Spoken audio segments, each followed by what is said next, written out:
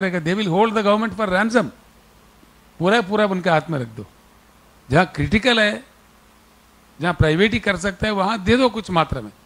लेकिन ये बहाना बना के, और ये भी कैसे, इतने सालों से जो जेनकोस है, ट्रांसकोस है, बिजली कारखाने हैं, बिजली घर है, इतने लाखों किलोमीटर के वायरिंग है, इतनी संपत्ति बनाई है, जो पब्लिक सेक्टर हमारा जो कर्मचारी वहाँ के उनके खून पसीना से देश की जनता की ये प्रॉपर्टी है। लाखों करोड़ों का प्रॉपर्टी है, लाखों करोड़ों। उस प्रॉपर्टी को आप हजारों करोड़ों में कुछ एक गिनती करके लेडीजर बुक्स बना के आप दे दे रहे, जैसे पवन हंस का किया गया था। पवन हंस को जो एक कंपनी था सरकार का, पब्लिक सेक्टर कंपनी, उसको जो बोनस मिलता था गवर्नमेंट को, जो डिविडेंड मिलता था, उससे भी कम दाम में बेच दिए प्राइवेटाइजेशन के नाम पे। रखते तो डिविडेंड तो मिलता कम से कम। इसी प्रकार का इतने लाखों करोड़ों वाला प्रॉपर्टी को यूं ही कुछ ही ले लेके कुछ कहानी बना के, अब उनका क्या नतीजा निकल रहा है? आज अदानी का क्या निकल रहा है नतीजा? झूठे मतलब चीजें बना के, बनावटी शेयर्स का वैल्यू बढ़ा के, कितना मतलब पूरे देश खतरे में आ रहा है, सारे बैंकिंग व्यवस्था खतरे में आ रहा है। इसके लिए कौन जवाब देगा? यानी कि इस अंधाधुन प्राइवेटाइजेशन, जो मन में है करो, जो कहते जाओ करते जाओ, ये बिल्कुल नहीं चलेगा, नहीं चलने देगा। बीआरएस का पॉलिसी है पावर सेक्टर। मैं सीधे कह रहा हूं प्रधानमंत्री जी, आपके हाथ में पावर है, आज आप कर सकते हो, लेकिन 24 के बाद तो हम ही को आना है। हम बिल्कुल पावर सेक्टर को आप प्राइवेट करते हो तभी वापस ले लेंगे। इसका मैं एक उदाहरण देता हूं आपको, ये कोई बड़ी बात नहीं है। कुछ लोगों के बात ये समझ में नहीं आएगा कि ये कैसे संभव होगा। एयर इंडिया का कहानी समझी है। एयर इंडिया पहले टाटास के पास ही था, प्राइवेट ही था, जो इंडियन एयरलाइंस था। 1953 में उसका राष्ट्रीयकरण हुआ, सरकार के पास आ गया। फिर वापस मोदी जी ने उनको फिर सेम टाटास को वापस दे दिया, जहां से आया था फिर वही चला गया। अब जब राष्ट्रीयकरण करना चाहता है सरकार, केंद्र सरकार, तो बिल्कुल कर सकते हैं, इसमें कोई रोकदार नहीं, हमारे संविधान में उसका प्रावधान है। हम कह रहे हैं पावर सेक्टर डेफिनेटली बीआरएस का पॉलिसी है, we will take it out, even Modi's government will privatise it, we will take it back and we will nationalize the power sector. 90% of the power sector will be kept in public sector. जो अच्छा खासा चल रहा है उसमें खामियां हैं, ठीक है, उसका बना देते हैं भरपूर पावर। और मैं आश्वासन देता हूं देश के जनता को, जैसा हमने अनुभव है हमारे को तेलंगाना राज्य में किया है, मैंने लिया है सेंट्रल इलेक्ट्रिसिटी अथॉरिटी से। बीआरएस को अगर चुना लेता है हिंदुस्तान के जनता, हमको हमारे कंसोर्शियम, हमारे लाइक माइंडेड जो पार्टी से हमारे गुट को अगर चुनता है, 2 साल के अंदर जगमगाता हिंदुस्तान। हिंदुस्तान के हर कस्बा में, हर गांव में, कोने कोने में उच्च गुणवत्ता वाला बिजली मिलेगा, बहुत अच्छा मिलेगा, निरंतर मिलेगा। ये मेरा वायदा है देश के साथ, जो हमने तेलंगाना राज्य में करके बताया है। और पूरे हिंदुस्तान में एक ही तेलंगाना राज्य है जहां 24 घंटा का करंट का उपलब्धि हर सेक्टर के लिए है। हो सकता है न्यूयॉर्क शहर में पावर जाए, लंदन में जाए, लेकिन हैदराबाद शहर में पावर नहीं जाएगा। Hyderabad has been converted into a power island. इस प्रकार का व्यवस्था हमने खड़ा किया है, ये कोई भी देख सकता है, उसका जानकारी ले भी सकते हैं। ये सेंट्रल इलेक्ट्रिसिटी अथॉरिटी से भी इसका आपको मिल सकता है, आप वेबसाइट पे इसको देख सकते हैं। तो इस प्रकार का कर सकते हो या नहीं करना।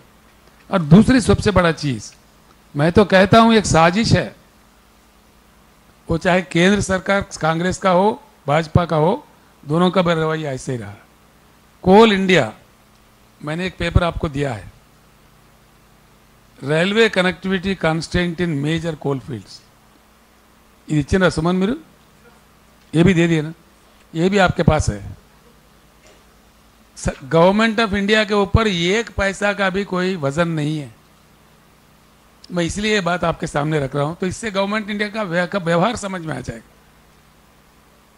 गवर्नमेंट ऑफ इंडिया क्या काम करता है, क्यों कर रहा है, कितना झूठा बात देश के सामने कह रहा है, ये व्यवहार समझ में आना चाहिए, जनता को भी समझ में आना चाहिए। इसलिए मैं इतना कथा आपको सुनाना पड़ रहा है। कोल इंडिया ने पूरा पैसा भर दिया है, 10, 12, 15 साल हो गया है। सिर्फ 200-250 किलोमीटर रेल लेन बनानी है। रेल लेन बनाओ, वो भी गुड्स ट्रेन का, कोयला जो ले जाएगा। 10 साल 15 साल हो गए नहीं बनाते, पेंडिंग रखते। उल्टा क्या कहते, केंद्र सरकार हमको, राज्यों के सरकार को हुक्म देता है कि आपको इतना % इंपोर्टेड कोल खरीदना पड़ेगा, नहीं खरीदोगे तुम्हारे ऊपर फाइन डालेंगे, तुम्हारे को सेंट्रल पावर कोटा खत्म कर देंगे, बंद कर देंगे, डरा देते हैं। क्यों भाई, क्या इंटरेस्ट है इंपोर्टेड कोल में? इतना मजाक क्यों है केंद्र सरकार को? इंपोर्टेड कोल सीधा ही अदानी मंगाता है ऑस्ट्रेलिया से।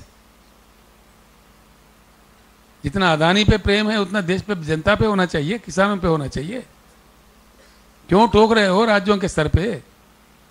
और हमारा कोयल मिलता है, इंडियन कोल मिलता है, वो चाहे वेस्टर्न कोल फील्ड से हो, हमारे कोल इंडिया के जो आपके पास महाराष्ट्र में भी है, वो घूस में है, बलारपुर में है, चंद्रपुर में है, हमारे पास सिंगारेनी है। 4000 में मिलता है हमारे टन, 3800 या 4000 में टन मिलता है। जबकि हमसे कहा जाता है, केंद्र सरकार कहता है 30,000 में टन खरीदो, 26,000 में टन खरीदो। क्यों भाई, ये कोई पॉलिसी है? इसलिए हम कम कह रहे हैं, कोयला जितना डिपॉजिट्स हिंदुस्तान में है, 1 किलो कोयला भी इंपोर्ट करने की जरूरत नहीं है। कोल इंपोर्ट करना ही देश के साथ गद्दारी है, देश के जनता के साथ ये बिल्कुल गलत काम है। क्यों इंपोर्ट कर रहे हैं कोल, क्या मजबूरी है? 2-3 रेल पटरी नहीं बना सकते हो? 300 मिलियन टन कोयला उत्पत्ति हो जाएगा वहां पे, कागज में आप देख लीजिए। ये कोल इंडिया का रिपोर्ट है, मेरा रिपोर्ट नहीं। जो आंकड़े मैं बता रहा हूं, एक भी मेरे कहानी नहीं है। These are all the records submitted to the parliament by government of India. All the records. ये सच पे आधार पर मैं कह रहा हूं। 1 किलो भी कोयला इंपोर्ट करने की जरूरत नहीं है, जबकि जबरदस्ती इंपोर्ट किया जा रहा है और राज्यों के सरकार के ऊपर, राज्यों के जो कारखाने हैं करंट के, उनके ऊपर ठोका जा रहा है। ये क्या नीति है? तो इसीलिए मैं कह रहा हूं, एक परिवर्तन आने का बहुत सख्त जरूरत है इस देश में। तो इन बातों पे भी सोचना चाहिए। ये कोल रिजर्व्स का भी मैंने दे दिया आपको, स्ट्रेस्ड एसेट्स का भी जिन्होंने पार्लियामेंट को दिया है, ये भी मैंने दे दिया है आपको। मेरा विनती है आप लोगों से कि जनता तक आप ले जाए। इसके बाद में दूसरा सबसे बड़ा चीज, हमारे देश में 50% महिलाएं हैं। खाली नाराबाजी होता है, कहा जाता है, कहानियां सुनाया जाता है, लेकिन सही तौर पर जो जेंडर बायस्ड अप्रोच है उससे हम उभरते नहीं हैं। दुनिया में, पूरी दुनिया को अगर परख के देखा जाए, जिन जिन देशों में, जिन जिन समाजों में, हर सेक्टर में, देश के हर सेक्टर में महिलाओं का प्रतिनिधित्व बढ़ाया गया, वो समाज बहुत आगे बढ़ा, बहुत ही अच्छा तरक्की किया। लेकिन हमारे देश में करते नहीं हैं हम लोग, कहते हैं बहाने के लिए, कुछ कुछ मात्रा में करके ही हम उसमें बड़ा लोगों को बहला फुसलाते हैं। ये गलत रवैया है। भारत को अगर आगे बढ़ना है, तरक्की करना है, भारत का वुमेन पॉलिसी में सख्त बदलाव आना चाहिए, बिल्कुल आना चाहिए, किसी भी कीमत पर। इसीलिए मैं जब केंद्रीय मंत्री था, उस समय के नेताओं से मेरा आर्गुमेंट भी था, मैंने बताया भी था, मैंने प्रयास भी किया था, लेकिन सफलता नहीं पाया। लेकिन बीआरएस के पॉलिसी तौर पर मैं अनाउंस करता हूं, सारे देश को बताना चाहता हूं, बीआरएस का सरकार अगर आ जाए देश में, तो बिल्कुल हर चीज में महिलाओं का प्रतिनिधित्व बढ़ा दिया जाएगा। सबसे बड़ा, उन लोगों को शासक बना देंगे।